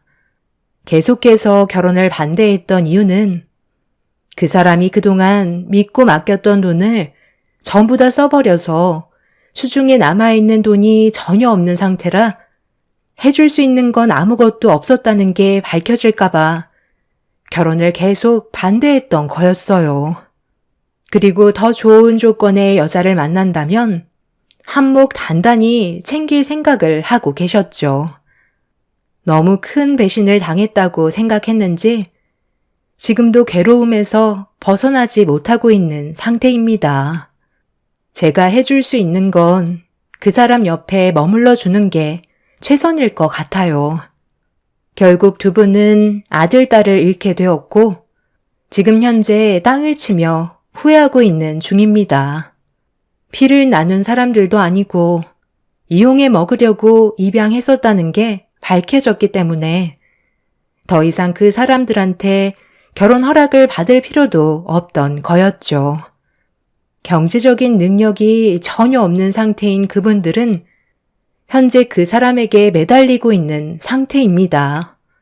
생활비나 부양료라도 달라며 구차하게 애원하고 있네요.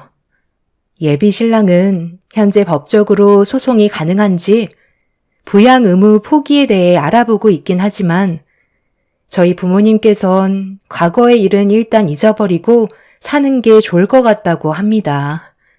저와 하루빨리 결혼을 하고 자리를 잡는 게 이득일 것 같다고 하네요.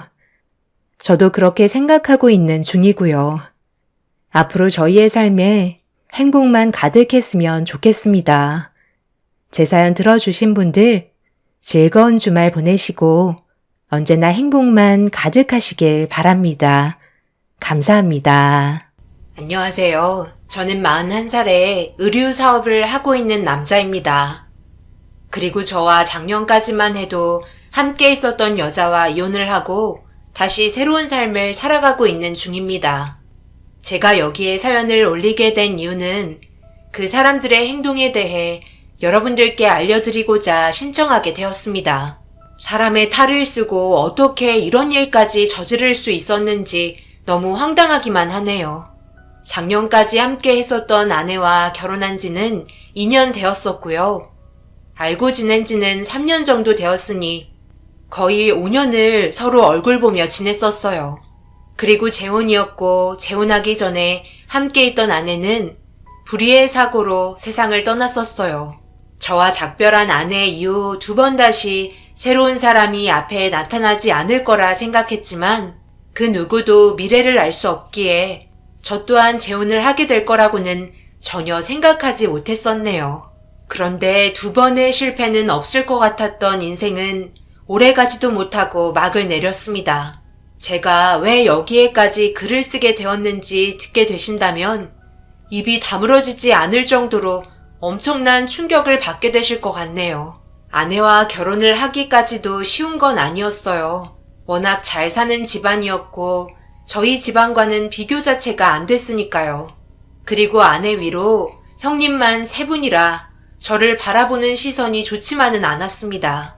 그래도 서로 사랑하는 만큼 계속해서 밀어붙이면 좋은 결과 가져올 것 같아 아내와 오랜 시간 설득 끝에 결혼까지 하게 되었습니다. 결혼 이후 처음에는 눈치 보느라고 많이 힘들었어요. 그 이유는 처가댁이 저와 같은 의류 사업을 하고 있었고 같은 직종이다 보니 여러 가지 대화하는 부분에서 통하는 건 많았지만 제가 운영하고 있던 작은 매장은 손님이 많지 않아 경제적으로 힘든 경우가 많았습니다. 그와 다르게 처가에서 운영하는 매장은 장인어른이 주측으로 관리를 하고 계시며 형님분들께서 뒤에서 도와주시고 계신 정도입니다. 저와 다르게 국내에서도 손님들이 많은 편이지만 거의 대부분 수익은 해외로 수출하면서 이익을 창출하고 있어요. 아내는 따로 자기만의 개성을 살려 의류 사업을 시작했지만 생각보다 잘 되지 않았었어요. 저희 건너편 매장이었기 때문에 멀리에서만 봐도 손님이 없다는 걸 알 수 있었죠. 같은 동종 업계였고 워낙 옷들이 독특해서 살짝 관심이 있었는데 생각보다 대화도 잘 통했고 나중에는 함께 디자인을 해서 판매까지 하게 되었었죠.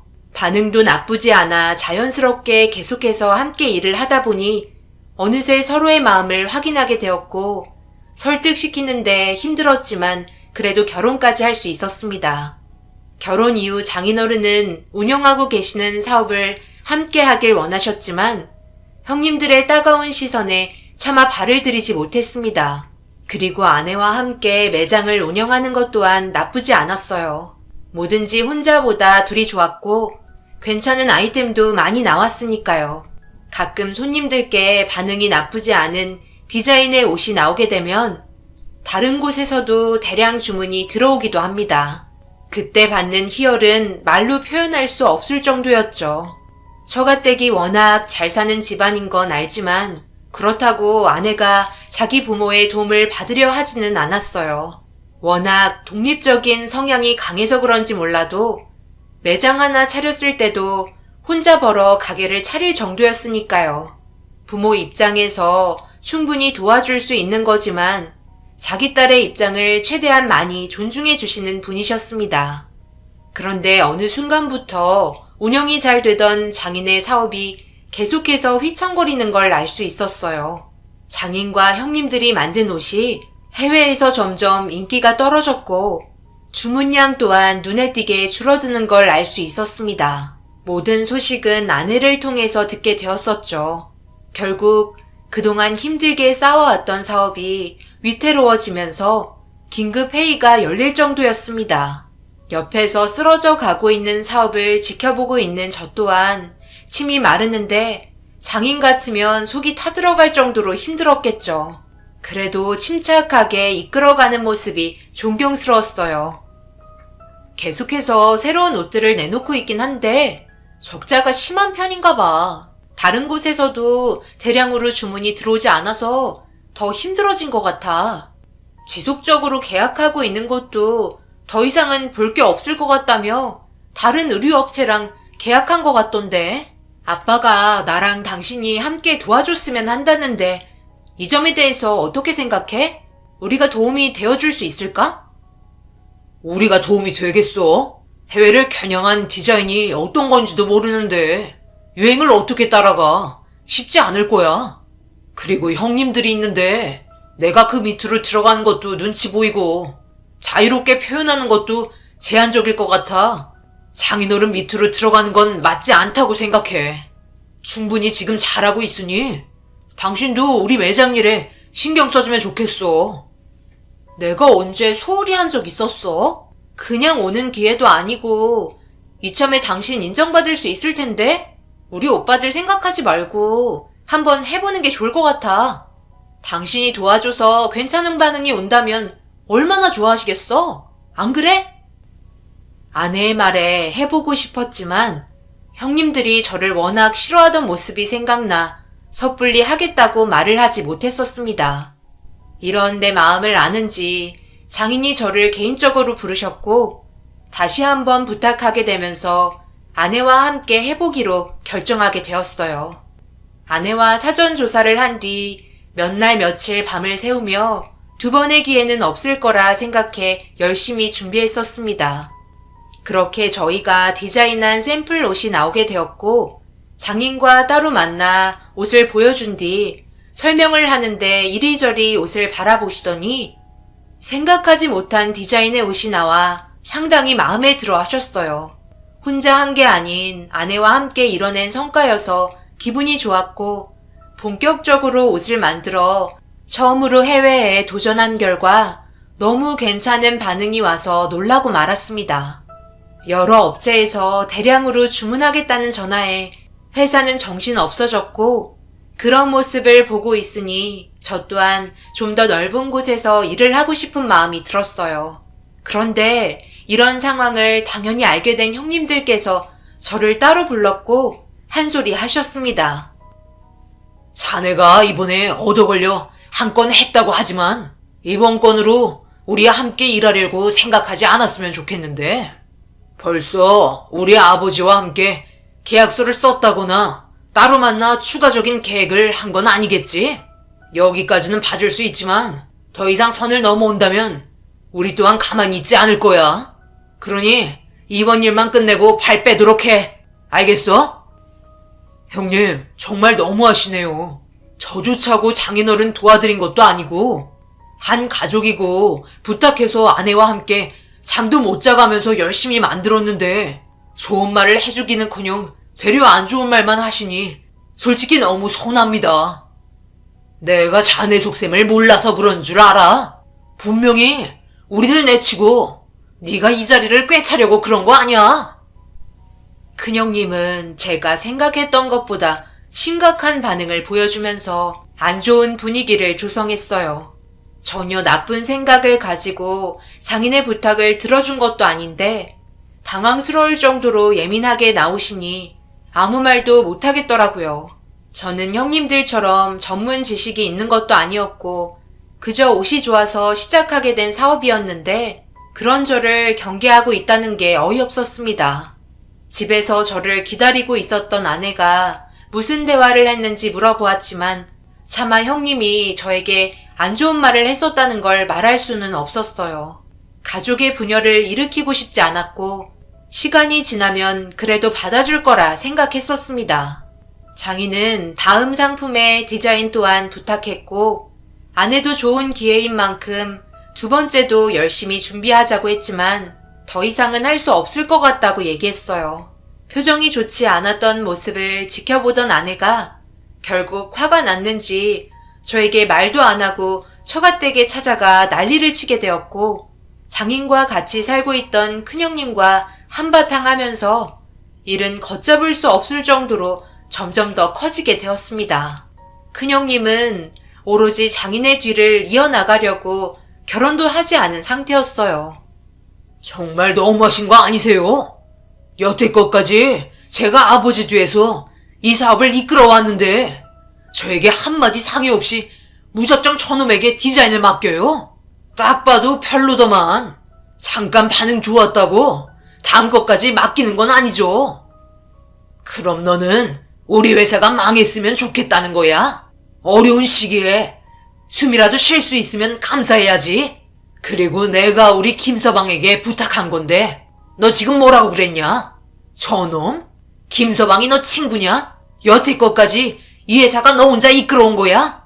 수많은 직원들과 함께 땀 흘리며 여기까지 끌고 온 걸 너 혼자 했다고 생각하지 마라. 당장 사과하고 앞으로도 내가 개인적으로 사이한테 부탁한 건 너희들 전부 조금이라도 토달지 말거라. 이건 명령이야. 김서방 앞에 두고 내 자식 지금 쪽 주는 거야? 우리 애들이 뭘 잘못했는데 열심히 한 것밖에 없고 자기들한테 의견 무시하고 독단적으로 결정한 당신이 문제인 거지. 왜 우리 아들들한테 뭐라고 그러는 거야? 김서방, 자네 그렇게 안 봤는데 머리가 이렇게밖에 안 돌아가나? 우연히 하나 얻어 걸린 거 가지고 지금 으쓱대는 거야 뭐야? 이런 분위기 만들어야 속이 시원하겠어? 자네 얼굴 꼴도 보기 싫으니까 당장 나가. 그리고 세영이 너도 생각 좀 하고 행동해. 오냐오냐 키워줬더니 오빠들 무서운 줄 모르고 기어오르려 들어. 앞만 보지 말고 어떻게 될 건지 생각 좀 하고 움직여. 아내가 처갓댁에 가는 순간 예상은 했지만 엄청난 폭풍을 몰고 오게 될 거라곤 전혀 생각하지 못했습니다. 결국 이 문제로 집안 분위기는 걷잡을 수 없을 정도로 심각해졌고 가라앉지 않고 있던 형님들과 장모의 분노는 점점 더 심해졌어요. 이런 와중에 장인은 저에게 계속해서 다음 상품의 디자인을 맡겼고 아내는 형님들과 장모는 신경 쓰지 말고 지금 당장 해야 될 것만 하자고 저를 설득시켰습니다.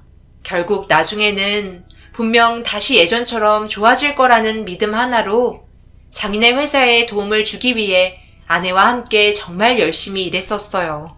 그 기간 동안 함께 운영하고 있던 매장의 문을 잠시 닫게 되었고 장인의 회사에 출퇴근을 하면서 지냈습니다. 어쩔 수 없이 형님들과 얼굴을 마주칠 수밖에 없었지만 그렇다고 무시한 적 단 한 번도 없이 얼굴 볼 때마다 깍듯이 인사했습니다. 분명 언젠가 마음의 문을 열어줄 거라 생각했었기 때문이죠. 그런데 두 번째 만들게 된 상품 또한 좋은 반응을 얻게 되면서 순식간에 형님들은 뒤로 밀려지면서 장인의 눈 밖으로 벗어나고 말았어요.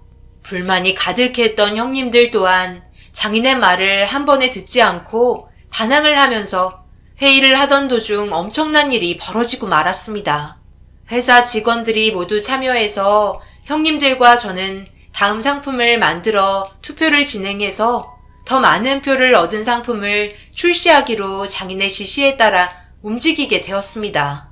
결국 이 문제로 회사 내에까지 분열이 생기고 말았어요. 저를 지지해주는 분들이 있는 반면 형님들을 지지해주는 분들과 나눠지게 되었고 다음 상품을 만들어 고객들의 호응이 좋은 쪽이 해외로 나갈 수 있었습니다. 당연히 좋은 시선이 더 많이 있었어요. 미꾸라지 한 마리가 들어와 회사 분위기 망친다며 저를 좋아하지 않는 분들이 대부분이었으니까요. 아내는 신경 쓰지 말고 하던 대로 하면 된다고 얘기했지만 그게 말처럼 쉬운 문제는 아니었습니다. 장인의 지시 때문에 저를 지지해주는 분들 말고는 전부 마지못해 움직이고 있었으니까요. 아무것도 바라지 않고 그저 장인의 회사가 잘 되길 바라는 마음에 도와주고 싶었던 건데 디자인을 전공하고 꽤나 이름 있는 곳에서 오랜 시간 근무하고 장인의 회사에서 일을 하시는 분들도 많아서 그런지 고졸에 제가 하고 싶었던 의류 매장 하나 차려 소소하게 사업을 했던 보잘것없는 놈이 갑자기 장인 옆에 있다는 게 마음에 들지 않았던 것 같습니다. 하지만 그런 시선 전혀 신경 쓰지 않았어요. 아내의 말처럼 지금 현재에 최선을 다했고 그렇게 형님들과 경쟁하게 되면서 만들어진 상품을 고객들에게 보여주면서 투표가 진행되었습니다. 하루의 시간 동안 진행이 된 투표를 모두가 모인 자리에서 시작되었고 충격적이게도 저와 아내가 만든 상품이 월등히 높은 투표율을 보여주면서 믿을 수 없는 결과에 입이 다물어지지 않았습니다. 고객님들이 저희 상품을 선택한 이유는 디자인도 좋지만 어느 상황이건 잘 어울릴 것 같다는 평가였고 형님들이 만든 상품은 실용적이지 못할 것 같다는 평가가 대부분이었습니다. 속으로는 너무 기분이 좋았지만 저를 바라보는 시선들 앞에 좋아하는 표정을 보일 수는 없었어요. 그리고 그때 이후로 형님들과 함께 일을 했던 분들이 저와 함께 일을 하고 싶어 했고 형님들의 존재감이 없어지는 걸 옆에서 계속해서 지켜보는 건 저도 도저히 할 짓이 못돼 장인에게 더 이상은 못할 것 같다고 얘기했어요. 밤새가며 작업하는 것도 힘들었지만 모두에게 사랑받는 상품을 만들게 되었어도 즐겁지 않다는 게 제일 괴로웠습니다. 그렇게 장인과 신중하게 대화를 한 뒤 다음날부터 아내와 함께 저희가 운영하던 매장을 다시 오픈했어요. 아내는 인정받을 수 있는 좋은 기회를 왜 걷어차냐며 불만이 가득했지만 가족과의 불화를 더 이상 키우고 싶지 않았습니다. 그런데 이건 제가 그만한다고 되는 문제가 아니었어요. 믿을 수 없는 일이 벌어졌고 제가 디자인한 새로운 옷을 기다리고 있는 고객들이 많아지면서 난감한 상황이 발생되었네요. 내가 이렇게 급하게 부른 건 자네도 봤겠지만 새로운 옷을 기다리고 있는 고객분들이 상당히 많아졌네. 그런데 이렇게 그만둔다는 건 고객들에게 등을 돌리는 거고 회사에도 좋지 않은 영향을 받을 수 있다는 거 말 안 해도 잘 알고 있을 텐데 앞으로 함께 일하지 않겠다고 하면 우리 회사는 얼마 지나지 않아 무너질 게 뻔한데 자네도 그런 모습 보고 싶지는 않잖아. 자네가 나와 함께 정식으로 계약하고 일했으면 좋겠는데 이번 기회는 정말 2번 다시 오지 못할 수도 있다고. 생각해 주시는 건 정말 감사한데요. 저는 아버님 회사에 다니고 있는 직원분들처럼 좋은 스펙도 없고 그냥 골목에서 작은 매장 하나 차려 제가 디자인한 옷 몇 개 파는 게 전부인 사람입니다. 당연히 그분들과 비교했을 때 전문 지식도 떨어지고 제가 할 수 있는 범위도 많이 좁을 거예요. 지금까지는 어떻게 고객들의 눈에 띄었을지 모르겠지만 장기적으로 봤을 때 계속해서 좋은 상품이 나올 거라는 보장은 없을 것 같네요. 회사도 중요하지만 저에게는 가족 또한 중요합니다. 이 문제 때문에 형님들과 장모님께 안 좋은 이미지로 바뀌어서 하루하루 사는 게 정신적으로 너무 힘든 건 사실이에요. 차라리 저보다 더 좋은 사람 찾으셔서 회사를 운영하셨으면 좋겠어요. 돈보다 가족이 더 중요하잖아요. 제 말을 묵묵히 듣고 있던 장인은 결국 제 의견을 존중해 주었고 옆에 있던 아내는 그렇게까지 눈치 안 봐도 된다고 했지만 결혼 이후 장인에게 인정받은 것만도 만족한다며 자리에서 일어났습니다. 그런데 저희 대화를 듣고 있던 큰형님과 장모님이 저를 기분 나쁘게 쳐다보고 있었고 급하게 자리에서 일어나 집으로 돌아가려던 찰나 장인이 급할 때는 도움받을 거라는 말 한마디 하시고 저를 놔주셨네요. 그런데 마지막 그 말이 기분 좋게 다가오지는 않았어요. 그리고 장인의 한마디에 제 인생은 순식간에 바뀌게 되었고 하루하루 살아가는 게 너무나도 힘이 들었습니다. 열심히 살고 있던 어느 날 평소처럼 매장 문을 닫고 집에 들어가려고 하는데 장인이 매장에 찾아오셨어요. 그리고 아내와 함께 만든 옷을 살펴보고 있던 도중 저에게 마지막 한 번만 더 해보지 않겠냐는 제안을 하셨고, 저와 아내가 만든 제품 이외에는 매출이 거의 나오고 있지 않아 회사가 힘들다며 어렵게 말을 꺼낸 만큼 거절하지 않았으면 좋겠다는 장인의 말에 난감한 표정을 보이자 아내가 대신 그렇게 하겠다면서 정식으로 회사에 소속시켜달라는 조건을 내밀었습니다. 아내에게 그렇게 하고 싶지 않다고 얘기했지만 제 의견은 무시한 채 아내와 장인의 결정으로 끝이 나게 되었어요. 결국 아내와 집으로 돌아오는 동안에도 많은 대화를 했지만 쉽게 조율이 되지 않았고, 이런 상황들이 너무 답답해 편의점에 들려 맥주 좀 사가지고 들어가겠다며 아내를 먼저 집으로 들여보냈어요. 그렇게 맥주와 안주거리 사서 집으로 들어가고 있는데 거의 도착했을 시점에 갑자기 뒤에서 차로 들이받았고 그 충격으로 인해 정신을 잃게 되었습니다. 얼마의 시간이 흘러버린 건지 모르는 상태에서 눈을 떴을 때는 온몸이 고통스러울 정도로 힘들었어요. 그리고 제 옆에는 의사가 몸 상태를 확인하고 있었습니다. 제가 눈을 뜨자 저를 바라보고 있던 의사가 밖으로 나갔고 누군가와 대화하는 목소리가 들렸습니다. 어디서 많이 들어본 목소리들이 들리길래 귀를 기울이니 장모가 의사와 대화를 나누고 있었네요. 다행히도 크게 다친 곳은 없습니다. 한쪽 다리가 골절된 것 말고는 다른 곳은 전혀 문제가 없네요.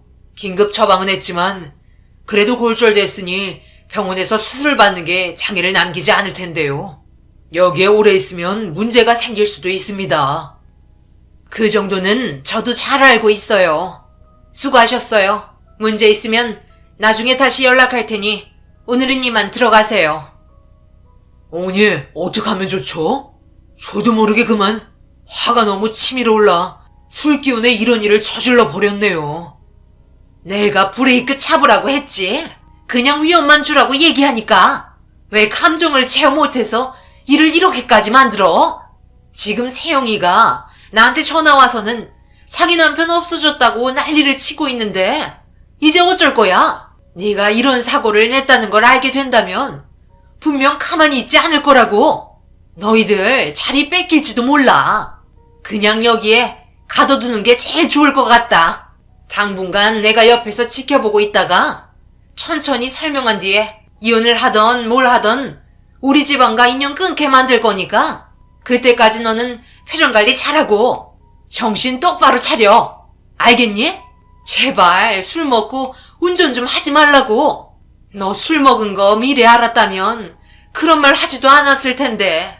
전부 내 잘못이다. 나도 저놈이 솔직히 없어졌으면 좋겠다고 생각했었어. 장모와 큰형님의 말에 너무나 충격을 받았고 일부러 뒤에서 차로 받쳤다는 사실이 도저히 믿기지 않았습니다. 세영이가 찾고 있다는 말에 비명을 지르자 살짝 문을 열고 고개를 내밀더니 장모와 눈이 마주쳤고 조심스럽게 형님과 함께 들어왔어요. 장모에게 제가 누워있는 곳이 어디냐고 물어보자 자기 집이라며 지하실이라고 얘기하면서 어떻게 돌아가고 있는 상황인지 설명하더니 계속해서 저를 설득시키려 하고 있었어요. 경찰에는 신고하지 말라며 불안해하는 장모의 목소리가 제 귀에 들려왔고 알겠다며 침착하게 상황을 모면하려고 하자 큰형님이 갑자기 사람 마음 바뀔 수도 있다며 풀어주지 말자고 장모의 손을 잡고 갑자기 밖으로 나갔습니다. 살려달라고 부르짖었지만 더 이상 제가 하는 말은 들으려 하지 않았어요. 그런데 한참이 지나고 얼마의 시간이 흘렀는지 알 수 없을 때 큰형님이 제가 누워있는 곳으로 들어왔고 어이없는 말을 늘어놓더니 말도 안 되는 제안을 했네요. 네가 여기에서 빠져나가려면 다음 상품 디자인을 만들어줬으면 하는데 네가 이렇게 됐으니 회사에 출근하지 못할 거 아니야. 그래서 내가 대신 너가 만든 디자인을 가지고 회사에 갈 테니까 여기에 있으면서 디자인 좀 만들어봐. 형님 지금 정신 나가셨어요? 제 몸 상태가 어떤지 알고 있으면서 병원에 데려가 싹싹 빌어도 모자랄 판에 여기에서 디자인을 만들라고요? 이렇게 나오는데 형님이 말하는 대로 할 것 같아요? 여기에서 나간 순간 콩밥 드실 준비하세요. 네가 뭔가 착각하고 있는 것 같은데 여기는 아버지 집이 아니야. 다른 곳이지. 그냥 너를 안심시켜주기 위해 그런 말을 했던 것뿐이지. 이곳은 나와 어머니만 알고 있는 비밀 공간이라고. 어차피 여기에는 경보장치까지 있어서 나가려고 시도해봤자 소용없어. 밖에는 경비까지 세워놨거든. 고집 부리다가 여기에서 생을 마감하던지 아니면 내가 말한 대로 새롭게 디자인된 상품을 만들어내놓던지 알아서 해라. 너 그날이 하루라도 빨리 수술 받아야 되는 거 알지? 평생 장애 가지고 싶으면 너 마음대로 해. 하지만 지금도 밖에서 너를 하루 종일 찾고 있는 내 동생도 생각해줬으면 좋겠네. 형님의 말에 주먹을 날리고 싶었지만 몸이 말을 듣지 않았어요. 저를 찾고 있을 아내 또한 너무 걱정이 돼서 어쩔 수 없이 고개를 끄덕였고 디자인에 필요한 물품들을 건네받은 뒤 좋지 않은 몸으로 쉬지 않고 새로운 상품의 디자인을 만들어 나갔습니다. 아내와 함께 하다가 혼자서 하려니 어려움도 많았지만 그래도 완성하게 되었고 완성된 디자인의 상품을 받으러 온 큰형님은 아무 말 없이 가져가더니 다음 지시가 있을 때까지 기다리라며 처음 약속한 거래와는 달랐습니다. 이런 상황을 겪게 되니 저도 더 이상은 참기가 힘들었고 어떻게 해서라도 탈출을 해야만 했어요.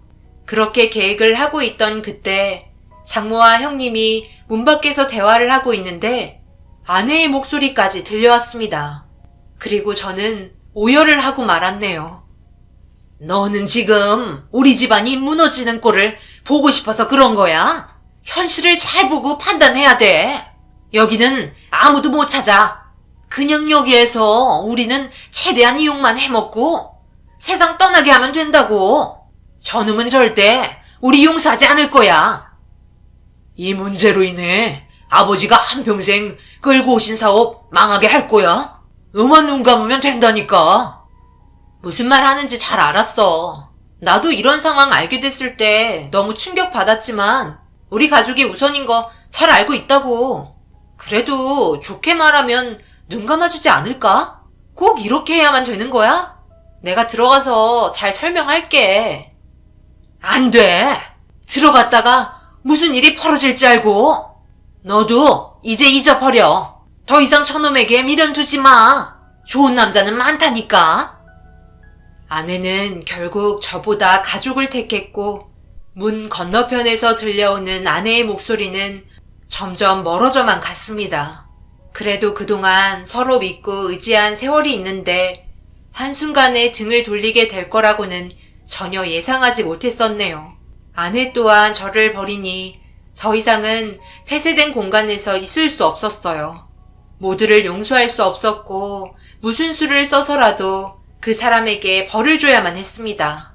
한참의 시간이 지나 새벽 시간쯤 됐을 때 경비원들이 자리를 비우는 소리가 들리는 걸 확인하고 문을 열 수 있는 방법을 고민하던 도중 도저히 안에서는 문을 열 수가 없어 선택한 방법은 새벽 시간에 잠에 빠져 정신을 차리지 못하는 경비원들을 제압하는 것밖에는 없었습니다.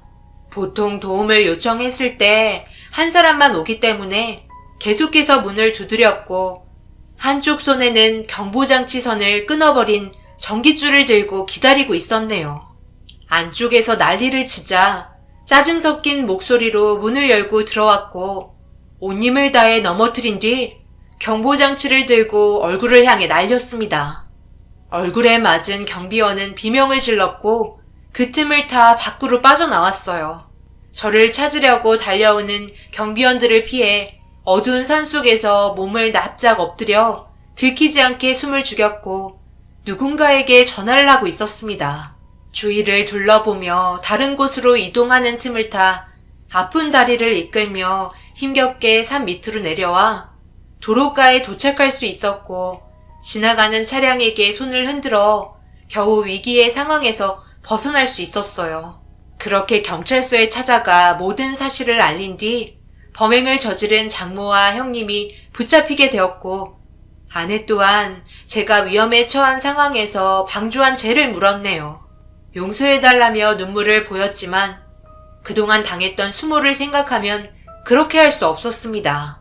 이 사실을 듣게 된 장인은 엄청난 충격을 받았는지 난리가 났고 저희 집안까지 뒤집히면서 돌이킬 수 없는 상황까지 오게 되었네요. 결국 세 사람 전부 법적인 처벌을 받게 되면서 상황은 끝이 났지만 아내에게 왜 그랬냐며 다시 한번 물어봤어요. 아내는 저를 사랑하지만 가족을 버릴 수는 없었다며 고개를 떨궜고 더 이상은 아무 말도 하지 않았습니다. 자신들의 이익을 위해 남을 이용하고 위험에 빠뜨린 그 사람들이 징역을 살고 나오면 또다시 범행을 저지를까봐 그것 또한 걱정이네요. 지금 현재 저는 아내와 이혼을 하고 모든 손해배상 비용을 받았지만 장애를 가지게 된 다리 한쪽 때문에 생활에 지장을 받고 말았습니다. 몸에 남아버린 후유증이 아직도 저를 힘들게 하고 있네요. 결국 장인의 회사도 이런 안 좋은 소문 때문에 끝까지 버티다가 부도가 나게 되었지만 만약 서로 좋게 했다면 지금도 잘 이끌어왔을 텐데 너무 한심스럽습니다. 평생 동안 자신들이 저지른 잘못에 대해 반성하며 살길 바랄 뿐이네요. 제 사연 들어주신 분들, 자신의 욕심이 때론 과하면 안 좋은 상황까지 오게 된다는 걸 알아두셨으면 좋겠어요. 결국 완전 범죄는 이 세상에 없는 거니까요. 지금 현재 많은 분들이 어려움을 겪고 계실 텐데요. 힘내시고 언제나 뒤에서 여러분들을 위해 응원하겠습니다. 행복하시고 웃음 잃지 마세요. 감사합니다.